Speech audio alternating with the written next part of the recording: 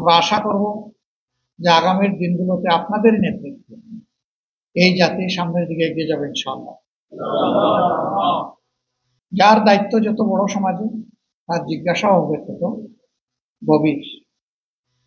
এই ভয় যখন একজন মানুষের অন্তরে থাকে, একজন ওয়ার্ড মেম্বার থেকে শুরু করে পার্লামেন্ট মেম্বার পর্যন্ত এই চরিত্রের মানুষ যদি দেশের নেতৃত্বে আসেন, তাহলে আলহামদুলিল্লাহ আমরা যে মানবিক সমাজ আশা করি সেই সমাজ প্রতিষ্ঠিত হওয়া সম্ভব। এর বাইরে গিয়ে জ্ঞান বিজ্ঞান দুনিয়াবী যোগ্যতায় পারদর্শী দক্ষ লোকেরা সমাজ পরিচালনা করবে এবং তাদের অন্তরে সেই জবাবদিহির ভয় না থাকে, কি হয় তা তো আমরা দেখছি, নতুন করে তো দেখার কিছু। আমার বলতে কোনো দ্বিধা নেই, শিক্ষিত সমাজের সকলে নয়, কিন্তু শিক্ষিত সমাজের একটা অংশের মানুষ যে ক্ষতি জাতির করে সারা সাধারণ দেশবাসী কোটি কোটি মিলেও সেই ক্ষতি জাতির করতে পারে না, এই যোগ্যতা তাদের।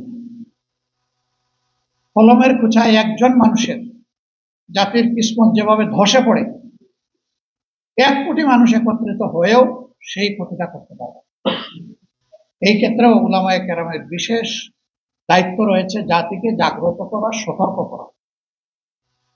আপনারা সেই খেদমত আঞ্জাম দিবেন আমরা আপনাদের কাছে আশা। কোরআনের আলোকে কোরআনের গল্পই মানুষের জন্য যথেষ্ট।